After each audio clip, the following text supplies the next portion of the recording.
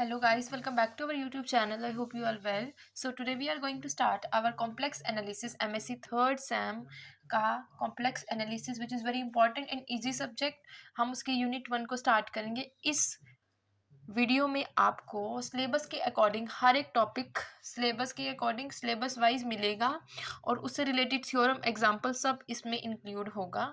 This video is very much helpful for you from exam point of view. इसमें आपको साथ के साथ प्रीवियस ईयर क्वेश्चंस के बारे में बताऊंगी और साथ में ये भी बताऊंगी कि कौन सा question exam point of view से इंपॉर्टेंट है। So first definitions you have already read in the BSCs that what is complex number। किसी भी नंबर को आप कॉम्प्लेक्स नंबर कब कहोगे? जब आप उसको किसकी फॉर्म में एक्सप्रेस कर सकते हो? x plus iota y where they both x and y are the real number. जब आप इसको z के इक्वल में रखोगे, x एंड y रियल रहेंगे, वो रियल वेरिएबल है, लेकिन जब आप इस एक्सप्रेशन को z के इक्वल रखोगे तो z मेरा कैसा वेरिएबल बन जाएगा? Complex variable. Why it becomes complex? Because it contains the iota's value.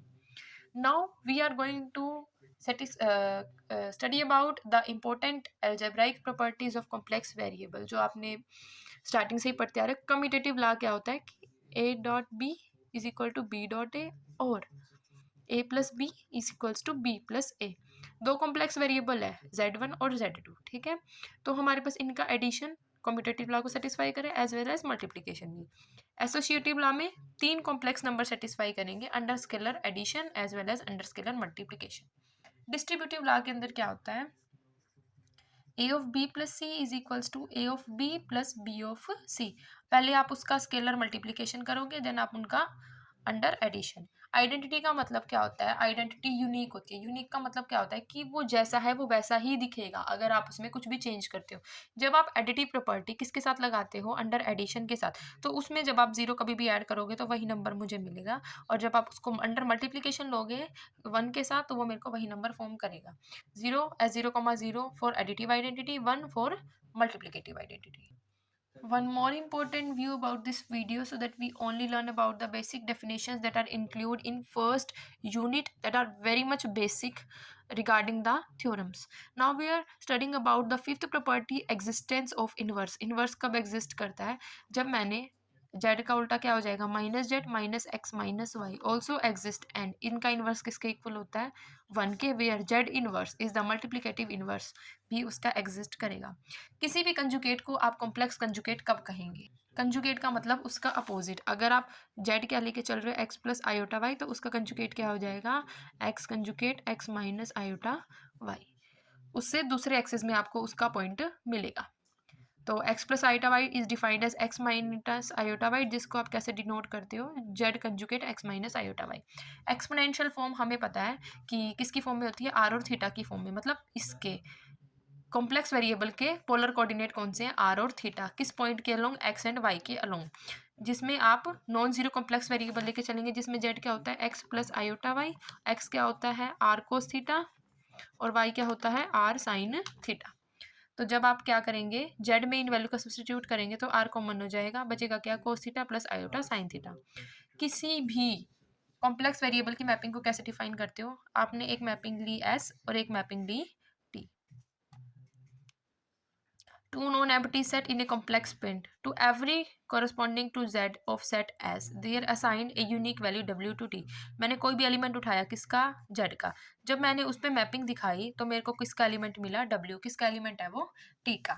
तो वो क्या कह रहे हैं? By mean then we can say f is a mapping from s to t, then we can write f of the form s to t। मतलब एक element x s का क्या लिया? z। जब इस z के ऊपर मैंने मैपिंग लगाई तो वो मेरे को कहाँ का एलिमेंट मिला? t का, जो एलिमेंट क्या था? w। फिर हम पढ़ेंगे कि फंक्शन कैसे डिफाइन करते हैं किसी भी कॉम्प्लेक्स वेरिएबल का।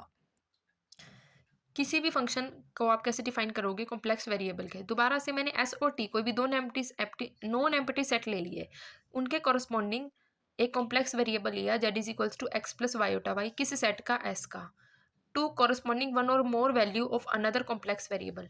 अब एस का मैंने क्या एलिमेंट लिया था? जेड। तो मैं टी का क्या एलिमेंट ले रही थी? डब्ल्यू। तो डब्ल्यू को कैसे डिफाइन करूंगी? यू प्लस आयोटा वाई की फॉर्म में, यही मैंने डिफाइन किया है।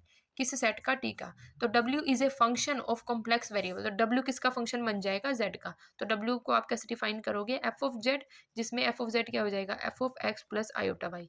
जब मैंने एफ पे एक्स प्लस आयोटा वाई लगाया तो वो किसकी फॉर्म में मिला? U plus iota y. यही कंडीशन मुझे दे रखी है। where z and w can be separated into their real and imaginary part, then the relation w is equals to f of x क्या बन जाएगा, u plus iota y is equals to f of x plus iota y, from where it is clear they are depend upon x and y in a definite manner, so that function क्या हो जाए हमारा इसके equal हो जाए, और आप इसमें रियल और इमेजिनरी पार्ट को अलग कर सके। कैसे, u किसका है, एक्स कोमा वाई का, और आयोटा वी किसका ले लेंगे, एक्स कोमा वाई का, क्योंकि जो u plus iota v y v है और f of x iota y है वो किस पे डिपेंड करते हैं, एक्स और वाई पे इनडेफिनेट मैनर में। अब दो टाइप का फंक्शन होता है, सिंगल वैल्यूड फंक्शन और multi valued function. Single valued का फंक्शन क्या होता है कि हमें उस फंक्शन के लिए सिर्फ एक ही वैल्यू मिलेगी, तो वो हमारा सिंगल वैल्यू हो जाएगा, और अगर हमें एक से ज़्यादा वैल्यू डिफाइन होती है वो मल्टी वैल्यूड हो जाएगा। w is equals to 1/z, एक ही वैल्यू मिलेगी, 1/0 सिंगल वैल्यूड फंक्शन हो जाएगा जब z नॉन जीरो होगा। मल्टी वैल्यूड में क्या होगा कि आपको एक से ज़्यादा वैल्यू देगा, तो वो हमारा कैसा फंक्शन हो जाएगा, मल्टी वैल्यूड फंक्शन। किसी भी फंक्शन को आप बाउंडेड फंक्शन कब कहोगे, जब आप उस फंक्शन को उस किसी डोमेन डी में डिफाइन करोगे, there exist a positive integer k such that greater than 0 in which modulus of f of z less than equal to k, where k is any positive integer for all z in defined in the domain D. अगर f of z continuous है, bounded है in a closed region T, then it is also bounded in domain D. अगर कोई भी function continuous है तो वो bounded होगा, और बाउंडेड होगा तो उस क्लोज्ड रीजन के अंदर होगा जहां पर वो फंक्शन कॉन्टिन्यूस है, और वो फिर हमारी पूरी डोमेन के लिए भी बाउंडेड हो जाएगा। अब आप किसी भी फंक्शन की लिमिट को कैसे डिफाइन करोगे, सबसे पहले मैंने एक जिस दायरे मतलब डोमेन जिस दायरे के अंदर मैंने उस लिमिट को लगाना है, मैंने उस डोमेन को डिफाइन कर लिया कॉम्प्लेक्स प्लेन के अंदर। कॉम्प्लेक्स प्लेन क्या लेके चल रहे हैं, function F of Z divine. उस फंक्शन मतलब जैसे ये इस डोमेन डी का मैंने कोई भी पॉइंट ले लिया, क्या, जेड नोट कोई भी पॉइंट है डोमेन डी का, उस फंक्शन को आप f of z is set to be, limit का मतलब क्या होता है, या तो वो कन्वर्ट करेगी, टेंड करेगी किसको, टू लिमिट एल एज, वो जो हमारा फंक्शन z है वो किसको टेंड करेगा, जेड नोट को, in the domain D for given epsilon greater than 0, however there exist delta greater than 0, वो हमारे दोनों पे epsilon as well as z note दोनों पे ही डिफाइन करेगा, in which modulus of F of Z minus l less than epsilon where Z minus less than delta. या फिर आप क्या कह सकते हो, limit z tends to Z naught, f of Z किसके इक्वल आ गया, एल के। या फिर अगर एफ ऑफ जेड किसको टेंड करेगा, एल को, कब करेगा, जब किस जेड किसको टेंड करेगा, जेड नोट को। दोबारा देखते हैं, किस भी मैंने डोमेन डी को डिफाइन किया उस फंक्शन के लिए, कौन सा फंक्शन, एफ ऑफ जेड, जब मैंने उस डोमेन का कोई भी एक आर्बिट्री पॉइंट लिया जेड नोट, ठीक है, तो वो पॉइंट हमारा उस लिमिट एल को कब कन्वर्ज या टेंड करेगा, जब जेड किसको टेंड करेगा, जेड नोट को, और इस कंडीशन को क्या करेगा, वो सेटिस्फाई करेगा। किसी भी फंक्शन को आप कॉन्टिन्यूस फंक्शन कब कहेंगे, let D is the domain of a function in complex plane. फिर आप दोबारा से उस फंक्शन एफ ऑफ जेड को डिफाइन करोगे, उस फंक्शन का कोई भी आर्बिट्री पॉइंट ले लिया जेड नोट, उस डोमेन डी से डिफाइन किया, उस फंक्शन को आप कॉन्टिन्यूस फंक्शन कब कहोगे, उस पॉइंट जेड नोट पे given epsilon greater than 0, there exist delta greater than 0, again वो दोनों के लिए ही डिपेंडेंट हो जाएगा, such that norm of F of Z minus F of Z nought less than epsilon where z minus Z nought less than delta. या फिर आप क्या कह सकते हैं कि एफ ऑफ जेड, यहाँ पर लिमिट किसी पॉइंट के लिए एल के लिए लेके चले थे ना, वो कहाँ कन्वर्ट करी थी, लिमिट एल के ऊपर कन्वर्ट करी थी, इसलिए यहाँ एल है। अब हम इसमें प्रॉपर पॉइंट के लिए डिफाइन कर रहे हैं, तो इसलिए यहाँ पर एफ ऑफ जेड किसके इक्वल हो जाएगा, जेड नोट के, या एफ ऑफ जेड कब टेंड करेगा जेड नोट को, जब जेड किसको टेंड कर जाएगा, जेड नोट को। यूनिफॉर्म कॉन्टिन्यूटी का मतलब क्या होता है, किसी भी फंक्शन को आप यूनिफॉर्म कॉन्टिन्यूटी कब कहोगे, उस डोमेन डी के अंदर for given epsilon greater than 0, वही अगेन एक डेल्टा एग्जिस्ट करेगा, वो सिर्फ एप्सिलॉन पे डिपेंड करेगा, वो उस पॉइंट के ऊपर डिपेंड नहीं करेगा, such that modulus of F of Z minus F of Z nought less than epsilon where Z minus Z nought less than delta, और जेड है वो किससे डिफरेंट है, जेड नोट से। मतलब क्या कहा कि हमारे पास जो यूनिफॉर्म जो कॉन्टिन्यूस फंक्शन है वो किस पे डिपेंड करता था, एप्सिलॉन एंड उस पॉइंट दोनों के ऊपर, लेकिन ये सिर्फ अब एप्सिलॉन पे डिपेंड करेगा, ये इस पॉइंट पे डिपेंड ही नहीं करेगा, और इस कंडीशन को क्या करेगा, सेटिस्फाई करेगा, और ये जो पॉइंट है जेड और जेड नोट ये दोनों हमारे डिफरेंट पॉइंट्स हो जाएंगे। फिर हमारे पास अगेन वही बाउंडेड फंक्शन की डेफिनेशन लिखी हुई है, रिपीटिशन हो गई है यहाँ पर, there exist a point K such that norm of modulus of F of Z less than equal to K. अगर वो फंक्शन कॉन्टिन्यूस है तो वो बाउंडेड अपने क्लोज्ड रीजन में होगा, तो वो पूरी डोमेन के लिए भी बाउंडेड हो जाएगा।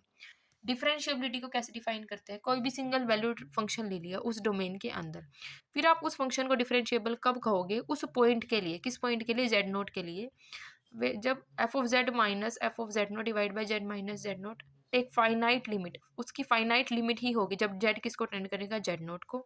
In any manner it provide Z is always a point. लेकिन ये बहुत ज़रूरी है क्या, कि जेड नोट आपने उसके अंदर से पॉइंट लिया, लेकिन जेड हमेशा उसका पॉइंट होना चाहिए। This finite limit if exit if it's derivative of F of Z Z is equals to Z nought, तब आप उसको किससे डिनोट कर सकते हैं, एफ डैश जेड नोट से। दोबारा देखते हैं क्या कह रहा है ये हमारे पास। एफ ऑफ जेड कोई भी सिंगल वैल्यूड फंक्शन हमने उस डोमेन डी पे डिफाइन किया है, फिर आप उस एफ ऑफ जेड को डिफरेंशिएबल कब कहेंगे, उस पॉइंट जेड नोट के लिए जब हमारी लिमिट जेड से जेड नोट को तो टेंड करेगी, लेकिन जो हमारा जेड है वो भी फाइनाइट पॉइंट होना चाहिए उस डोमेन डी का।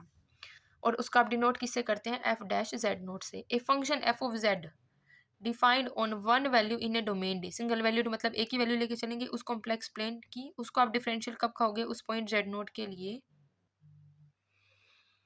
If given epsilon there exist a definite number of L with the property that there exist delta greater than zero depending upon epsilon and possibly on Z nought. Delta पे भी sorry epsilon और Z note दोनों पे ही depend करेगी वो।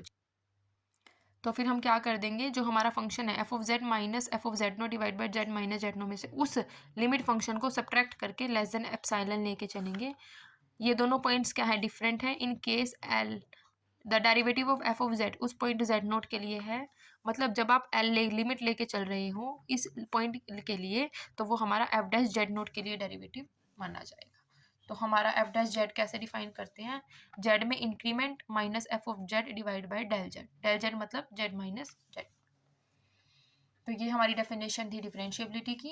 इन the next lecture we will study about the theorems related to the topics which we have read in this video. Thank you for watching this video. If you have any doubt related to this video, so please comment in the box. Thank you.